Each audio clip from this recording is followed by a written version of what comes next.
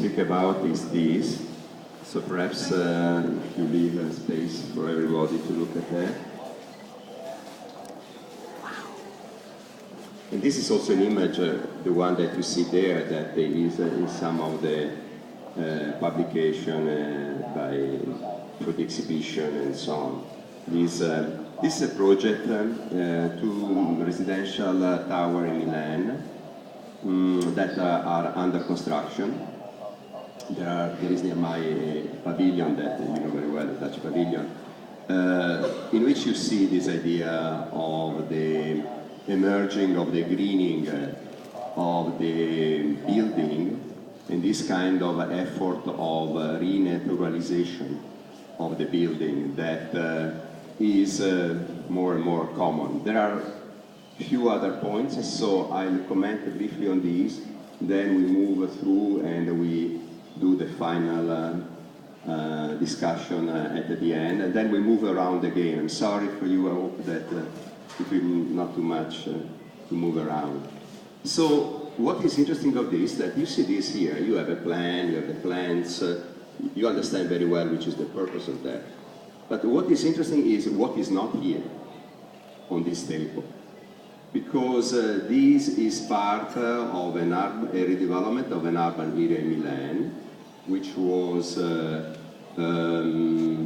can I say, working class, middle class, a big project of transformation of that area that has been developed recently, with a big process of transformation and gentrification of the area. These towers are private. In order to build them has been demolished a building which was originally conceived for social services and for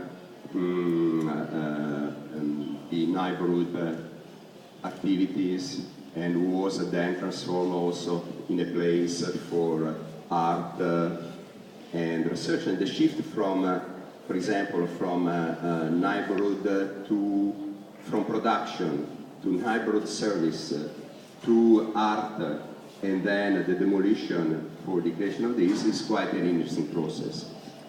What I just want to say is that one of the issues that we have when we speak of this kind of project is that we concentrate again on this process of renaturalization of the building, as if we have a sense of guilt in respect to the idea of building, and we want to find a kind of pacification or a kind of harmony that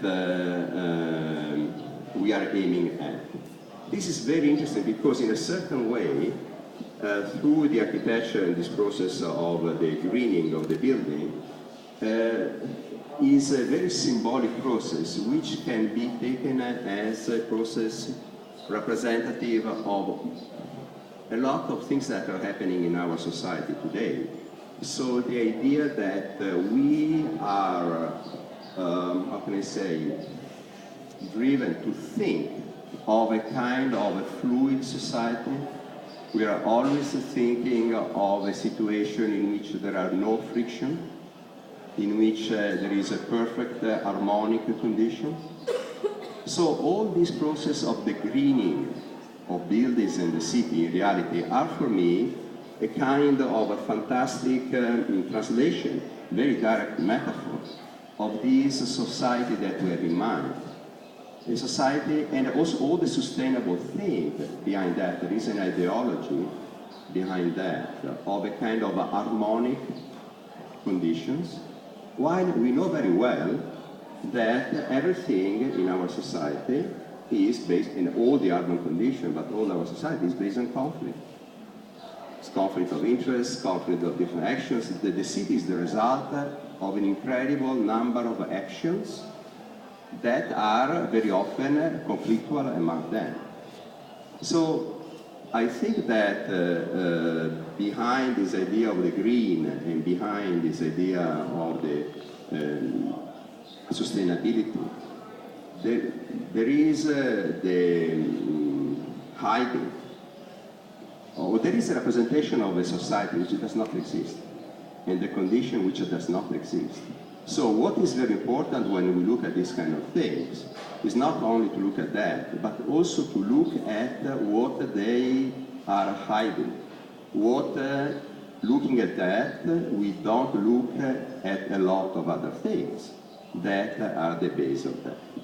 This process is here, and I would like to move around because you can see this process represented at different scale and in different ways in a lot of different kind of this kind of intervention. So it's not only my friend Stefano Boeri who did that, but a lot of other architects, very sophisticated, with very, very sophisticated projects.